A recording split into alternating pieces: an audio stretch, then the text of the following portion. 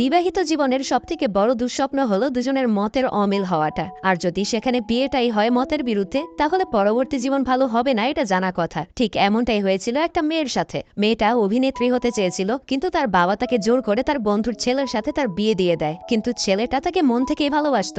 এখন বিয়ের পর তাদের মধ্যকার সম্পর্কের এদিক সেদিক হওয়া আর টুকটাক ঝামেলা এবং হাসি তামাশার মধ্যে কিভাবে তারা একে অপরের কাছের হয়ে ওঠে, সেটাই আমাদের আজকের গল্পের প্রধান বিষয়। বলছিলাম 2024 সালে মুক্তিপ্রাপ্ত রোমিও মুভিটার কথা। তাহলে চলুন গল্পের একদম শুরু থেকে শুরু করা যাক।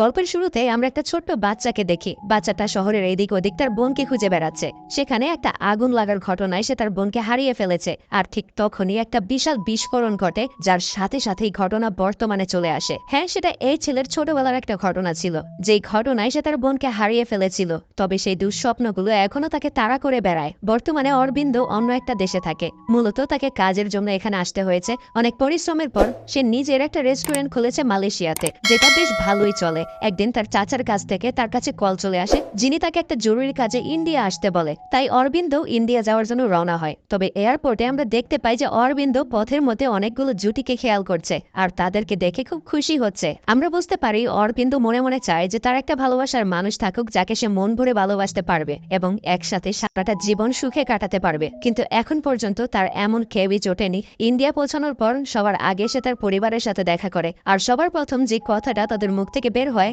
সেটা হলো, বিয়ে করছিস না কেন? আসলে অরবিন্দেরও বিয়ের উপযুক্ত সময় হয়েছে। তার বয়স এখন 35 বছর, কিন্তু এখন সে বিয়ে করতে চায় না। তাই তার পরিবার তাকে বিষয়টা নিয়ে বারবার কথা শোনায়। একসময় সে বলে, আমি এমন একটা মেয়েকে খুঁজছি যাকে প্রথম দেখে আমি তার প্রেমে পড়ে যাব। অর্থাৎ অরবিন্দ চায় তার ম্যারিড লাইফের ঘটনায় লাভ এট ফার্স্ট সাইট হোক, অর্থাৎ অ্যারেঞ্জ ম্যারেজ করতে চায় না সে, বরং সে যাকে নিজের জীবন সঙ্গিনী বানাবে তার সাথে তার প্রেমের সম্পর্ক হতে হবে। তবে এখানেই হলো মূল সমস্যা। অরবিন্দ আজ পর্যন্ত এমন কোনো মেয়েকে খুঁজেই পায়নি যে তার মনের মতো হবে, যেই কথায় তার বাবা মা তার উপর খুবই বিরক্ত। সে বলে এটা তার পাগলামি। অরবিন্দকে তারা জানায় প্রথমে বিয়েটা করে নিয়ে ভালোবাসা এমনিই হয়ে যাবে, কিন্তু তবুও অরবিন্দ রাজি হয় না। এখান থেকে দৃশ্য পরিবর্তন হয়। আমরা লীলা নামক একটা মেয়েকে দেখতে পাই। সে একজন বড় অভিনেত্রী, যিনি তার শুটিং এর জন্য যাচ্ছে। তাকে দেখে সবাই খুশি। সেখানে তার শুটিং হচ্ছিল। ঠিক তখনই সেখানে শুটিং সেটের পাশে আরো একটা মেয়ে ছিল। আর অবাক করার মতো বিষয় হলো, এই মেয়েটার নামও লীলা। আসলে সেও বড় একজন অভিনেত্রী হতে চায়, কিন্তু কখনো সেই সুযোগটা হয়ে ওঠেনি। তাই তার সামনে থাকা অভিনেত্রী লীলাকে দেখে সে বড়ই জেলাস ফিল করে। আর আসলে এই সাদামাটা মেয়েটাই আমাদের আজকের সিনেমার প্রধান চরিত্রদের মধ্যে একজন। আর যেই লীলাকে আমরা শুটিং স্পটে দেখতে পাচ্ছি, সে হলো এখানকার প্রডিউসারের মেয়ে। আর শুধুমাত্র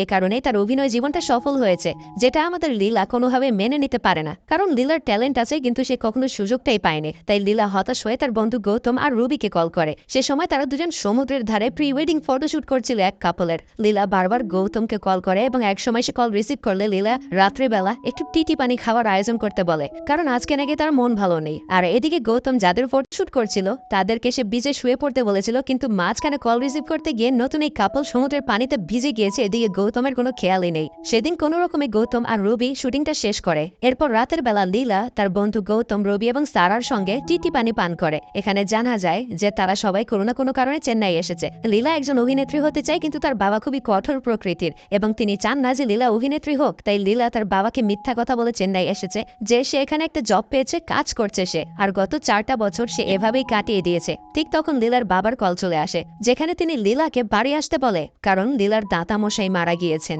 এরপর লীলা পরদিন তার বাড়ি ফিরে যায়, যেখানে তার দাদামশাইয়ের শ্রাদ্ধের কাজ চলছিল। আর বিষয়টা হলো, অরবিন্দকে যে আমরা দেখেছিলাম সেও এখানে এসেছে, কারণ লীলার বাবার সঙ্গে অরবিন্দের বাবার ছোটবেলার বন্ধুত্বের সম্পর্ক।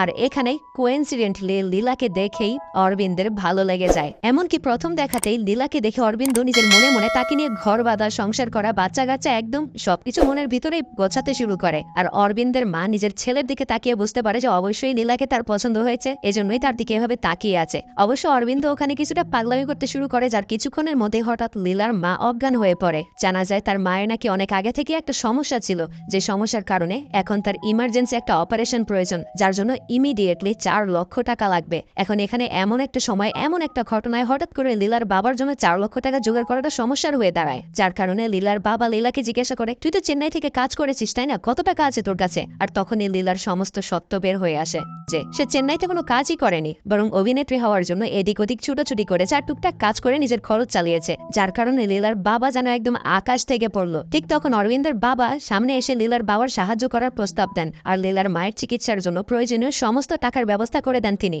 এতে লীলার মায়ের চিকিৎসা হয়ে যায়। একই সময় অরবিন্দের মা অরবিন্দের বাবাকে বলে, আপনি কি জানেন আমাদের ছেলে লীলাকে পছন্দ করে, তাই একবার লীলার বাবার সঙ্গে কথা বলে ফেলুন। যার পরবর্তীতে লীলা আর অরবিন্দের বিয়ে নিয়ে আলাপ আলোচনা শুরু হয়। এমনকি যেহেতু তাদের বাবা ছোটবেলার বন্ধু, তাই দুজনের বিয়েতে তাদের কোনো দ্বিমত নেই, তাদের বিয়েটা ঠিক হয়ে যায়। অবশ্যই এতে করে লীলা তার বাবাকে তেমন কিচ্ছু না বললেও বোঝা যায় লীলা এই বিয়েতে রাজি ছিল না। আসলে সে এমনিতেই তার বাবার মন ভেঙেছে, তার উপর এই বিষয়টাকে সে নিষেধ করতে পারেনি, যেটা একসময় অরবিন্দ বুঝতে পারে যে লীলা এই বিয়েতে হয়তোবা সন্তুষ্ট নয়। কিন্তু ততক্ষণে অনেক দেরি হয়ে যায়, কারণ তাদের বিয়েটা সম্পূর্ণ হয়ে গিয়েছে। অরবিন্দ তার চাচাকে জানায় যে লীলা সম্ভবত এই বিয়েতে তেমন একটা রাজি ছিল না, আমি তো বিষয়টা বুঝতে পারিনি। তখন তার চাচা বলে, আরে বেটা, মেয়েরা তাদের বিয়ের সময় এমনই মন খারাপ করেই থাকে, কারণ তাদের নিজের বাড়ি ছাড়া নতুন বাড়ি যেতে হয়, এটা খুবই সাধারণ একটা ব্যাপার। তাই অরবিন্দ এই কথা শুনে বিষয়টাকে স্বাভাবিক মেনে নেয়। পরে যখন অরবিন্দ এবং লীলা তার বাড়িতে যাচ্ছিল, তখন লীলার বন্ধুরা অরবিন্দকে জ্বালাতে শুরু করে। তাদের কথাবার্তা থেকে বোঝা যায় যে তারা কিছুদিন লীলার সঙ্গেই থাকবে। আবার ঘটনায় আমরা জানতে পারি লীলা নাকি বিয়ের আগে থেকে অরবিন্দকে বলে চেন্নাইতে একটা বাড়ি কেনার ব্যবস্থা করেছিল। আসলে অরবিন্দ কিন্তু আর্থিকভাবে কোনো দিক থেকেই কম নয়। মালয়েশিয়ায় তার একটা রেস্টুরেন্ট আছে আর সেটা তার সফল ব্যবসা, তাই টাকা খরচ করার ক্ষেত্রে তার কোথাও সমস্যা হয় না। কিন্তু এখানে একটা বিষয় জানা যায়, আসলে লীলা তাকে দিয়ে চেন্নাইতে বাড়ি কিনিয়েছে কারণ চেন্নাইতে থেকে তার প্রডিউসার আঙ্কেলের সাথে সে কাজ করতে চায়, যেটা সম্পর্কে অরবিন্দ জানেই না। ধীরে ধীরে লীলা অরবিন্দকে কেমন যেন হেয় করতে শুরু করে। লীলা তাকে তেমন একটা গুরুত্ব দেয় না, যে বিষয়টা অরবিন্দ নিজেও বুঝতে পারে। প্রথম তো লীলার বন্ধুরা অরবিন্দকে কেমন যেন এড়িয়ে চলতে শুরু করে, কিন্তু পরবর্তীতে লীলার বন্ধুদের সাথে অরবিন্দের ভালোই একটা বন্ধুত্ব হয়ে যায়, যার কারণে আবার লীলা তখন তার বন্ধুদেরকে চলে যেতে বলে। একদিন লীলা সরাসরি অরবিন্দকে জানিয়ে দেয় যে তার এই বিয়েতে কোনো মতই ছিল না আর অরবিন্দর প্রতি তার কোনো ইন্টারেস্ট নেই। তার জীবনের একটাই লক্ষ্য অভিনেত্রী হওয়া, আর সেটার জন্য সে এখানে এসেছে। আসলে সে তার বাবার কথায় বিয়েটা করেছে, সেজন্য এখন যত দ্রুত সম্ভব লীলা অরবিন্দকে ডিভোর্স দিতে চায়। যে কথা শুনতে পেরে অরবিন্দের মাথায় আকাশ ভেঙে পড়ে। সে বুঝতে পারলো যে তাড়াহুড়ো করতে গিয়ে সে কোথায় ফেসে গেল, কিন্তু অরবিন্দ শুরু থেকেই লীলাকে মন থেকে ভালোবেসেছে, এটা অস্বীকার করা যায় না।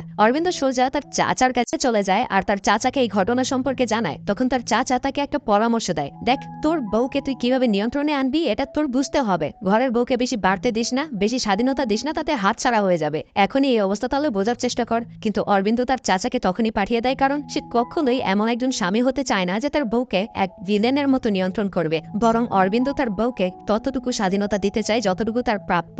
এক রাতে অরবিন্দের সাথে বিক্রম নামক একটা ছেলের দেখা হয়। সেখানে প্রথম অল্প কিছু কথাবার্তাতেই তাদের বন্ধুত্ব হয়ে যায়। সেখানে এক পর্যায়ে অরবিন্দ তার বর্তমান পরিস্থিতি সম্পর্কে বিক্রমের সাথে শেয়ার করে, যা শুনে বিক্রম তাকে একটা আইডিয়া দেয়, যেন সে একটা অচেনা নম্বর থেকে তার স্ত্রীকে কল করে আর তার অভিনয়ের খুব প্রশংসা করে, যেন সে তার একজন ফ্যান হয়ে গিয়েছে। এতে লীলা ধীরে ধীরে খুশি হবে আর সেও জানতে পারবে যে লীলার কি পছন্দ কি অপছন্দ, তার মনের কথা জানতে পারবে।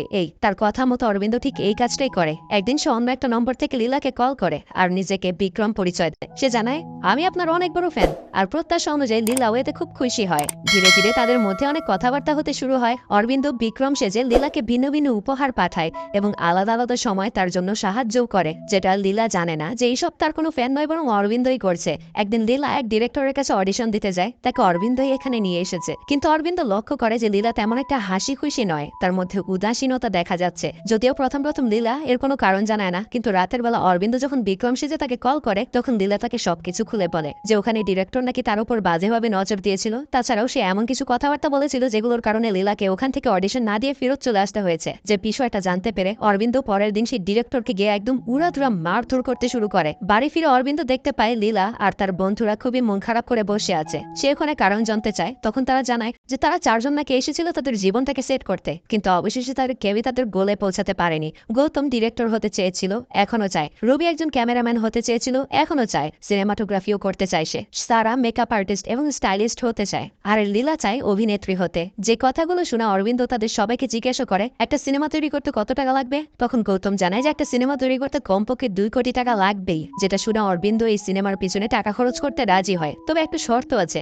সিনেমার নায়ক হবে অরবিন্দ নিজেই, কারণ যেহেতু নায়িকা হিসেবে সে তার বউকে রেখেছে, তাই অন্য কাউকে সে নায়ক হিসেবে রাখতেই পারবে না। পরের দিন থেকে সিনেমার শুটিং শুরু হয়। শুটিং চলাকালীন সময়টাতে অরবিন্দের অভিনয়ে বেশ সমস্যা হতে শুরু করে, কারণ সে কখনোই অভিনয় অভিনয় জগতে পা রাখেনি, পাশাপাশি অরবিন্দকে মোটেও নায়ক হিসেবে মানাচ্ছিলই না, যার সমাধান করে দেয় সারা। সারা তার লুকিং এবং মেকআপ নিয়ে অনেকটাই খাটাখাটনি করে। অবশেষে অরবিন্দকে এবার একদম নায়কের মতোই মনে হচ্ছে। একদিন অরবিন্দ লীলার বাবার সঙ্গে দেখা করে, আর এখানকার এই বিষয়গুলো যখন লীলার বাবার মনে প্রশ্ন জাগায় তখন তিনিও অরবিন্দকে জিজ্ঞাসা করে, যার কারণে অরবিন্দ লীলার বাবাকে বিষয়টা নিয়ে ভালো মতো বোঝায় যে লীলা একজন অভিনেত্রী হতে চায়, এতে কোনো খারাপ কিছু নয়, বরং সে নিজে তার সাহায্য করবে। আর এরকম সুন্দর সুন্দর কথায় লীলার বাবারও মন মানসিকতা বদলে যায়। এখন থেকে সেও লীলাকে সাপোর্ট করবে। একদিন অরবিন্দ বিক্রম সেজে লীলাকে একটা আয়না পাঠায় আর তাকে বলে এই আয়নাতে সে বিশ্বের সেরা একজন অভিনেত্রীকে দেখতে পাচ্ছে। যে কথাগুলো লীলার অনেক ভালো লাগে। বলা যায় বিক্রম নামক এই অচেনা মানুষটার প্রতি যেন লীলার কিছুটা আকর্ষণ ফিল হচ্ছে। তবে এক রাতে শুটিং চলাকালীন সময় একটা ছোটখাটো দুর্ঘটনায় আয়নাটা ভেঙে যায়, যার কারণে লীলা অনেকটা রেগে ওঠে। লীলা এতে শুটিং এও মনোযোগ দিতে পারছে না, যার কারণে এই বিষয়টা অরবিন্দ খেয়াল করে আর আবারও বিক্রম সেজে তাকে কল করে। আসলে অরবিন্দ সরাসরি তার সাথে খুবই কমই কথা বলে, কারণ লীলা তাকে অরবিন্দ রূপে পছন্দ করে না, তাই সে সবসময় বিক্রম রূপে তার অবচরে থেকে লীলার সঙ্গে কথা বলে। আসলে অরবিন্দ লীলার জন্য এত কিছু করছে শুধুমাত্র সে তাকে ভালোবাসে এই জন্য। সেখানে একসময় একটা শুটিং এর ধাপ চলে আসলে লীলাকে অরবিন্দের বাঁচাতে হবে, আর সেটা জ্বলতে থাকা আগুনের মধ্য দিয়ে। কিন্তু অরবিন্দ বিষয়টাকে খুবই ভয় পায়, কারণ ছোটবেলায় এই আগুনের কারণে সে তার ছোট বোনকে হারিয়েছিল, আর সেই আগুন তাকে আবারও ভয় দেখাতে শুরু করে। তবে হঠাৎ সেখানে অরবিন্দকে মারার জন্য কিছু গুন্ডাপান্ডা চলে আসে। আসলে অরবিন্দ সেদিন এক ডিরেক্টরকে মেরেছিল, মনে আছে? সে ডিরেক্টর আজকে অরবিন্দকে সাহায্য করার জন্য তার গুন্ডাপান্ডাকে পাঠিয়েছে। প্রথম তারা সবাই মিলে অরবিন্দকে ইচ্ছা মতো কেলায়, কিন্তু এরপরেই অরবিন্দ তাদের সবার উপর ভারী পড়ে যায়। একে একে তাদের সবাইকে সে ইচ্ছা মতো কেলাতে শুরু করে, কিন্তু তবুও অরবিন্দ এতে অনেকটাই আহত হয়ে যায়। তাকে হাসপাতালে ভর্তি করানো হয়। হাসপাতালে আজকে লীলা এই প্রথম অরবিন্দের কাছে এসে একটা কথা বলে, আমি তো তোমাকে ভালোবাসি না, তবুও তুমি আমার জন্য কেন এত কিছু করছো? তার প্রশ্ন, কিভাবে কেউ বিনা স্বার্থে কারোর জন্য এত কিছু করতে পারে? অরবিন্দের উত্তর হলো, একটা মানুষ তখনই বিনা স্বার্থে অন্য একজনের জন্য এত কিছু করতে পারে যখন সে ওই মানুষটাকে মন থেকে ভালোবাসে। কিন্তু তবুও এত কিছু করার পরও অরবিন্দ লীলার কাছের বন্ধুটুকুও হতে পারল না, যেটা তার আফসোস। তাই অরবিন্দ সিদ্ধান্ত নিয়েছে লীলা যেমনটা চেয়েছিল, অর্থাৎ ডিভোর্স চেয়েছিল সে, তাকে সে ডিভোর্স দেবে। যেহেতু সে নিজে তার কাছে ডিভোর্স চেয়েছিল, তাই আজকে সে তাকে সেই ডিভোর্স দেবে, কারণ সে জানে আসলে তার জন্য লীলার মনে কোনো ভালোবাসাই নেই। কিন্তু এই কথাগুলো লীলার মনে অনেকটা কষ্ট দেয়। আসলে অরবিন্দের সাথে সে এতটা সময় কাটিয়েছে, আর অরবিন্দ তার জন্য এত কিছু করেছে, যার মাধ্যমে তার মনে অরবিন্দের জন্য ভালোবাসা অবশ্যই তৈরি হয়েছে, যেটা সে নিজেও জানে না। সেখান থেকে বাইরে বের হয়ে লীলা সোজা বিক্রমকে কল করে, অর্থাৎ অরবিন্দকেই সে কল করেছে। আর এখন এই সকল ঘটনা অরবিন্দ সিদ্ধান্ত নিয়ে নেয় সে আবারও তার দেশ ত্যাগ করবে। সে মালয়েশিয়া নিজের বিজনেস দাঁড় করিয়েছিল, সেটাকে সে আরো সামনে নিয়ে যাবে, যেন লীলা তার ক্যারিয়ারে মনোযোগ দিতে পারে। পরদিন শুটিং চলাকালীন সময় লীলা বিক্রমকে কল করে, আর তখনই অরবিন্দের মোবাইলটা বেজে ওঠে, যার কারণে লীলা বুঝতে পারে যে এই অরবিন্দই আসলে তার এতদিনের ফ্যান বিক্রম। মূলত আগেই সে বিষয়টা আন্দাজ করেছিল, কিন্তু এবারের এই ঘটনায় সে নিশ্চিত হয়ে গেল। মূলত সে বিষয়টা বুঝতে পেরেছিল বলে সেদিন হাসপাতালে তাকে এমনটা জিজ্ঞাসা করেছিল। পাশাপাশি গত কিছুদিন ধরে লীলার মনেও এই বিষয়টা নিয়ে বেশ অস্থিরতা চলছিল। আর অবশেষে যখন সে জানতে পারে যে অরবিন্দই বিক্রম সেজে তার জন্য এত কিছু করেছে, এমনকি অরবিন্দ থাকা অবস্থাতেও তার জন্য এত কিছু করেছে, তখন সে আর এই ঘটনা সহ্য করতে পারে না। লীলা অরবিন্দকে বলে, তুমি আমার স্বপ্নকে তোমার স্বপ্ন পরিণত করেছ, এর থেকে বেশি কি চাই আমার? লীলা বুঝতে পেরেছে অরবিন্দের মতো একজন স্বামী পাওয়াটা ভাগ্যের বিষয়। সে নিজের ভুল বুঝতে পেরেছে যে অরবিন্দকে সে ঠিক মতো মূল্যায়ন করেনি। লীলা তার কাছে ক্ষমা চায় আর তাকে নিজের কাছের করে রাখতে চায়, যেখানে অরবিন্দ বিষয়টাতে অনেক খুশি, কারণ সে এমনটাই চেয়েছিল যে লীলা তাকে মন থেকে ভালোবাসুক, যেটা আজকে সে পেয়েছে। এরপর সবকিছু ঠিকঠাক হয়ে যায় আর তারা তাদের সুখী দাম্পত্য জীবন কাটাতে শুরু করে। সাথে এখানেই শেষ হলো আজকের গল্প।